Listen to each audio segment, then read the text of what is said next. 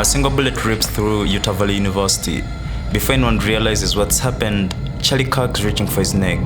3,000 people are scrambling for their lives. And within 90 minutes, the 31-year-old is pronounced dead. He's dead, bro. He got shot in the throat, bro. He's dead. He's dead? He got shot in the throat. He's dead. No. He was an activist. He was, somebody that was conservative in America, galvanizing young people that aligned with his politics. The spiritual battle is coming to the West, and the enemies are wokeism or Marxism combining with Islamism to go after what we call the American way of life. Encouraging them to be politically active, whether you agree with his views or not, encouraging people to take an interest in politics is a good thing. And the American way of life is very simple. I want to be able to get married, buy a home, have kids, allow them to ride their bike till the sun goes down, send them to a good school, have a low-crime neighborhood, not to have my kid be taught the lesbian, gay, transgender garbage in their school. While public executions usually leave people nauseated, nervy, sick. I've never felt ease whenever I saw such events, and I thought I'd share a similar sentiment, but this time I was horrified by what the internet presented me. I saw a bunch of goons celebrate his death like their favorite team had just won the Super Bowl. Charlie would have wanted it this way. He was so for guns, so for the violence, that he died by one. Isn't that beautiful? Rest in peace, Charlie.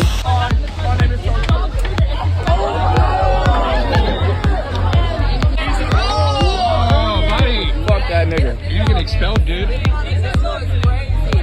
Just look at this. I stumbled on this Facebook post. There's this dude who, to be clear, I don't know if he's a man or a woman, but I can tell he has his fingers painted, but the rest of his body says otherwise, all smeared in blood, trying to celebrate Kirk's death while mocking him. Or this chick who goes by Angela's rights. She's so fucking deluded and detached from reality that she has to publicly mock her cops because she couldn't handle him when he was still alive. She posted, "Live by the sword, die by the sword," because Charlie at some point had said gun deaths were an acceptable side effect of gun rights. Live by the sword, die by the sword. He did say that gun deaths were an acceptable side effect of gun rights. When you think you've seen it all, that's when you find morons like this. There was this TikTok account that went by Chaos Gremlin 2.0. This dude or whatever he identifies as posted this video, and though he took it down and deleted his channel, the internet does not forget. Just listen to what this fool had to say. Guys, I have the best news. I just saw it. Charlie Kirk just got shot in the neck. Finally, we're starting to do stuff that makes sense. Finally. This makes me so fucking happy, and I'm not gonna feel bad. I'm so glad to see that this is done. More. We need more. Fortunately, the comment section of this video proves we still have sane people among us. For example, Alexander the Great commented, "Looks like lives in a panel van next to an elementary school." Richard Palmer added, "Don't feel bad, you're going to hell." Ricardo Chidori and Holberg, "Look at the freak. Imagine having that useless, unemployed trans pedo living in the basement. I'm sure his family prays for his death."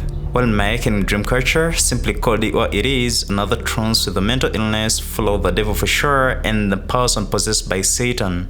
I think if you're going to mock the assassination of the former leader of Turning Point USA, you should probably just stay home. That is so grotesque and disgusting. Charlie Kirk was just assassinated for free speech, something that men and women have died for over the years, something that we all use every day. He was just assassinated for that, and his children were forced to watch that. Are you fucking kidding me? Let me get this out the way real quick. If you are celebrating, if you are happy, if you did a little dance when this news came out, fuck you. You're a piece of shit.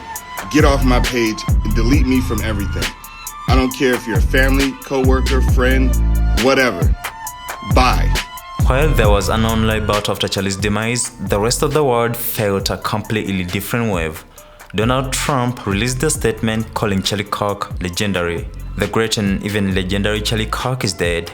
No one understood or had the heart of the youth in the United States of America better than Charlie. But Trump's official address was more pointed. He blamed radical left rhetoric directly. For years, those on the radical left have compared wonderful Americans like Charlie to Nazis and the world's worst mass murderers and criminals. This kind of rhetoric is directly responsible for the terrorism that we're seeing in our country today. From the attack on my life in Butler, Pennsylvania last year, which killed a husband and father, to the attacks on ICE agents, to the vicious murder of a healthcare executive in the streets of New York, to the shooting of House Majority Leader Steve Scalise and 3 others. Radical left political violence has hurt too many innocent people and taken too many lives. The message being sent is loud and clear. It's not dangerous to speak your mind. It's dangerous, Greg. That's the message. It's dangerous to open your mouth, so shut it. That's the message they're sending. And they usually send messages to the politicians, whether it's Trump, JFK, Reagan, whatever. Or John Lennon, take a shot at the biggest star in the world. And I'm not saying they took a shot at Charlie because I'm lowering his status. They took a shot at Charlie to tell you it's dangerous to speak your mind. Yeah, I agree. And that's the message. And you can either take that message and then go crawl into a corner and shut up, or you could do what Charlie would want to do and speak louder. According to the viral analysis, Charlie Kirk's death exposed the biggest scam in history. It's like we've been scammed into a state of total moral decay. Before we proceed, I'd like to thank you for watching this far. Now this is a brand new channel and we're struggling to get our message out there. We are self-sponsored, which is kinda costly, and we'd like to request for your support. If you think what you've watched so far is intriguing, please like, subscribe and share. That way it helps us grow and support future work. Thanks a lot and have a blessed day. To understand the scam, you have to look at the specimen he produced, Taylor James Robinson. He's a 22-year-old from Washington, Utah, and before September 10th, he was the definition of unremarkable. Sources say Robinson was a success story, a high school honor roll student, high test scores, an active, God-fearing, LDS family.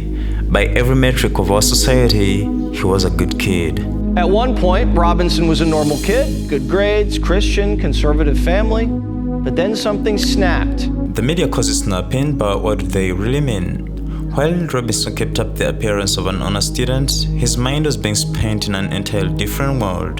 Family members said he'd become more political, leading us to believe that this ideology had infected him and had taken over. I think it's pretty clear based on the statements of family members, friends, and some of the messaging we have on these digital footprints left behind, that he clearly had some obsession with Charlie Kirk. And if Robinson had an obsession with Charlie, what was his motivation? To understand Robinson's motive, we have to look at the evidence left behind on the rooftop, the place he was staged before releasing the trigger. When he's first spotted on campus, he has different clothing on, and then he changes clothing on the roof, and then changed back into that clothing at some point, so that when he was apprehended, when he was arrested, the clothing matched the clothing he had on before the shooting here at UVU. Investigators processing the crime scene at the Lucy Center found the shell casings had messages. Robinson had engraved the metal scraps with anti-fascist slogans and internet memes designed to reach a specific online audience.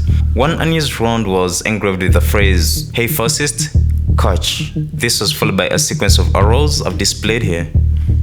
To the average person, these symbols mean nothing. However, this is the exact button sequence players use in the video game Helldivers 2 to call down a 500-kilogram bomb. Let's just say Robinson was treating a real-life murder like it was a joke from a video game. Other shell casings carried different signatures. One was engraved with the lyrics to Bella Ciao, an Italian folk song used as an anthem for anti-fascist resistance. Mi sono alzato e ho trovato l'invaso.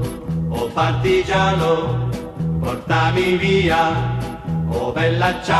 Another casing featured the phrase, "If you read this, you are gay." LMAO. And a third unfired casing read, "If you read this, you are gay." LMAO. The evidence suggests this was not the work of a lone actor, because Robinson was an active participant in group chats with dozens of people who shared his ideology. We're seeing who talked to who, not just in chat groups. We're seeing who texted who was around who. We're using our geofencing capabilities to map out exactly where individuals were. And then we're also getting into their personal cell phone information to say, were you calling so-and-so? Were you texting so-and-so? Robinson was in group chats with dozens of people. The FBI is working on cracking in. The FBI is currently investigating several social media accounts that posted suspicious warnings before the murder. These accounts made specific predictions stating it would be funny if someone like Charlie got shot on September 10th and Charlie does not know what's coming today.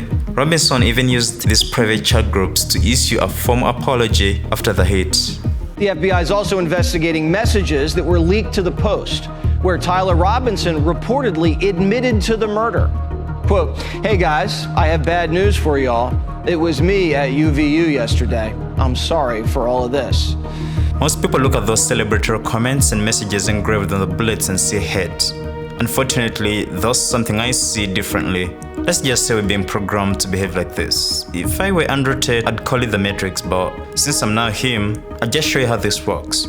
In the investigation, Charlie Kirk's death exposed the biggest scam in history. Chase Hughes reveals that this behavior is a result of a psychological operation and it's highly documented in military manuals. These psyops are used to radicalize a population without ever firing a single shot.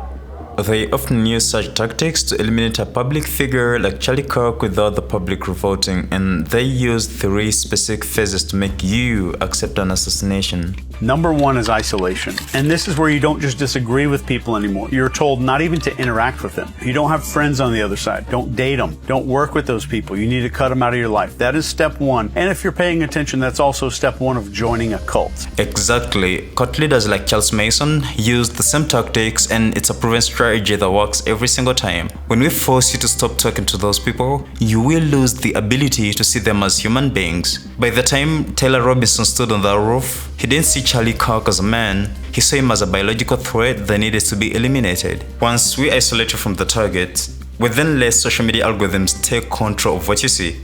Whenever you see a post about or from the target, you'll dislike it, leave a negative engagement, and all this data would be used to train the models. With time, you'll notice that you'll only be receiving content that trashes this public figure. In simple terms, the algorithms will feed you a constant stream of content that highlights the worst possible version of people like Charlie Kirk. Social media makes damn sure of this, and algorithms serve you more of what already pisses you off. And this has been proven and documented in research. So that rage gets recycled and concentrated like moonshine, like a moonshine still. With prolonged exposure to this content, your brain will start to perceive everything as 100% true. This is why guns like this were laughing and mocking at Charlie's demise publicly. The algorithms had spent years convincing them that Kirk was a villain and they were silently praying for his elimination. However, now that you're not the only individual manipulating and recruiting, you're just a part of a large group which you call a tribe, and you're just a pawn in a pond. Step 3 here is the tribal script. This is the us versus them narrative. Your side is righteous, their side is evil. Every single issue is framed like a holy war, and it doesn't matter if it's taxes or healthcare. It's suddenly life or death, and it's good versus evil. This will definitely alter your brain chemistry. That's how we transform a good kid like Tyler Robinson into a sleeper agent. That's how we program you into sociopaths. Do we keep this programming? Do we keep going? Do we keep letting them program us into sociopaths? Because that's what's happening. Or do we break the script and take back our sanity and just finally remember that we are one people, we're not 2 tribes? Talk of sanity, do we still have any left? Because for psychological operations to work, we need a higher insanity to sanity ratio. We must create more hatred. A divided America is the biggest weapon we can use to silence voices like those of Charlie Kirk, Martin Luther King, and Yitzhak Rabin and get away with it. But that doesn't stop there. Activities like this are sponsored by billionaire donors and federal operatives. Candace Owens calls them covert elites, and they operate in shadows of both political parties. They sponsor movements that force insane ideologies on school children like, you can be whichever gender you want to be. Not. Wait. What are you doing? Not. Why do you have this hanging up for kids to see? It's part of the students. No, it's not part of anything. That is uncalled for. We are paying you to teach history, and that's what you need to be teaching. I'm teaching my son to grow up to be a man. And I don't want you hanging on flag and teach them the type of stuff I'm trying to keep them away from.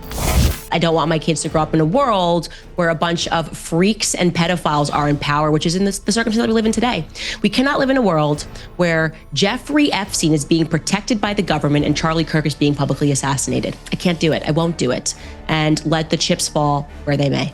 And according to Candace Owens, the narrative we're being fed about lone shooters is a lie designed to keep us from looking at the federal level. She argues that if she were willing to follow the official script, like whatever the media tells us, she would be rewarded by the very people who want a Kirk gun. I would be a billionaire. I'd be on the cover of Vogue magazine if I would just say the thing. If I would just be a federal operative and tell people to trans their kids and tell them like Brigitte's like a really beautiful woman and tell them that Charlie Kirk was shot by one person on a rooftop with impeccable luck who scaled the rooftop like Spider-Man. That's the easier route in life.